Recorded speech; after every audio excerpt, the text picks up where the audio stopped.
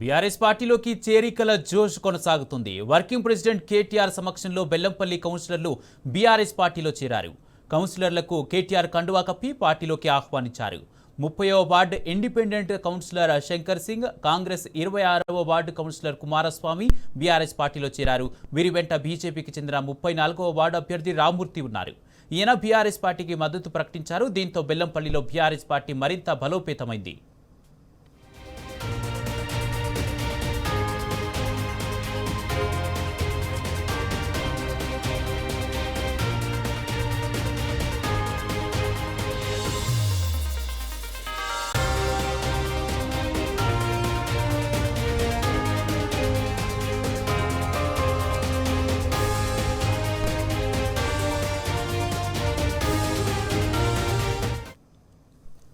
BRS పార్టీలోకి చేరికల జోష్ కొనసాగుతుంది. వర్కింగ్ ప్రెసిడెంట్ కేటీఆర్ సమక్షంలో బెల్లంపల్లి కౌన్సిలర్లు బీఆర్ఎస్ పార్టీలో చేరారు.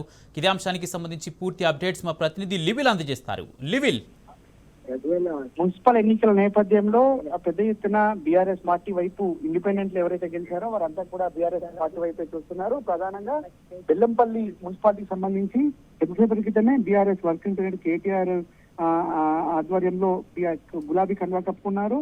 బెల్లంపల్లి మున్సిపాలిటీకి సంబంధించిన 36వ వార్డు స్వతంత్ర కౌన్సిలర్ శంకర్ సింగ్ తో పాటు కాంగ్రెస్ పార్టీ గెలుపొందిన 26వ వార్డు కౌన్సిలర్ కుమారస్వామి అధికారికంగా బీఆర్ఎస్ పార్టీ సభ్యత్వం తీసుకున్నారు. బీఆర్ఎస్ పార్టీ గత 10 సంవత్సరాల్లో అనేక అభివృద్ధి కార్యక్రమాలు చేపట్టింది, అనేక సంక్షేమ కార్యక్రమాలు చేపట్టింది. ఆ అభివృద్ధి సంక్షేమ కార్యక్రమాలు మున్సిపాలిటీలో కొనసాగాలంటే ఖచ్చితంగా బీఆర్ఎస్ పార్టీతోనే సాధ్యమవుతుంది. ఇవాళ కాంగ్రెస్ పార్టీ పూర్తిగా వైఫల్యం చెందింది. ఇవాళ ఎంపీ వివేక్ అక్కడ ఏదైతే మంత్రి వివేక్ గా ఉన్న మంత్రి అటు వారి కొడుకు ఎంపీగా ఉన్నప్పటికీ కూడా కనీసం కూడా ఎలాంటి ఇవాళ కార్యకర్తలను తీవ్ర ఇబ్బందులకు గుర్తిస్తున్నారు.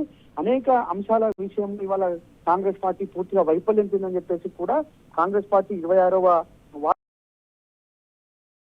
చెప్పారు. వీటితో పాటు బీజేపీ చెందిన 36వ వార్డు రామ్మూర్తి కూడా కేటీఆర్ కలిశారు. ప్రస్తుతానికి ఆయన అధికారికంగా పార్టీలో చేరినప్పటికీ బీఆర్ఎస్ విధానాలకు ఆకర్షించి పార్టీకి పూర్తి స్థాయిలో మద్దతు ఇస్తానని చెప్పేసి కూడా సందర్భంగా తెలిపారు. పూర్తిగా ఇవాళ బెల్లంపల్లి మున్సిపాలిటీలో సమీకరణలు పూర్తిగా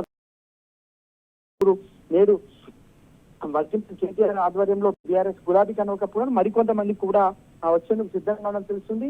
ఇప్పటికే కేతనపల్లిలో గులాబీ జెండా ఎగురవేసింది. మరో ఈ బెల్లంపల్లిలో కూడా బీఆర్ఎస్ పార్టీ జెండా ఎగురవేసేందుకు అడుగులు వేసినట్లు మనం ప్రధానంగా అర్థమవుతుంది. బాల్క సుమన్ నేతృత్వంలో అక్కడ పెద్ద ఎత్తున ప్రభుత్వం అరాచకాలను, అధికార దుర్వినియోగం అన్ని తట్టుకొని వాళ్ళ బీఆర్ఎస్ పార్టీ నిలిచింది. అయినప్పటికీ ఇతర పార్టీలో గెలిచిన వారంతా కూడా మళ్ళీ గులాబీ పార్టీ వైపు చూస్తారు. కేసీఆర్ సార్ పాలనకు మళ్ళీ ఆనాడు 10 సంవత్సరాలు చేసిన పాలనకు వాళ్ళ ఆకర్షితులై మళ్ళీ బీఆర్ఎస్ పార్టీ వైపు చూస్తున్నట్టు స్పష్టంగా తెలుస్తుంది. ఈ నేపథ్యంలో బెల్లంపల్లిలో మళ్ళీ గులాబీ జెండా ఎగరవేసేందుకు ఇండిపెండెంట్ గెలిచిన వారు కావచ్చు, ఇతర పార్టీలో గెలిచిన వారంతా కూడా గులాబీ పార్టీ వైపు చూస్తున్న పరిస్థితి ఇప్పుడు స్పష్టంగా అర్థమవుతుంది. పూర్తిగా ఇవాళ మున్సిపాలిటీ ఎన్నికల్లో కాంగ్రెస్ పార్టీకి కరుగాల్సి వాట వచ్చిన నేపథ్యంలో కాంగ్రెస్ పార్టీ నుంచి అయ్యేది లేదు, పోయేది లేదు.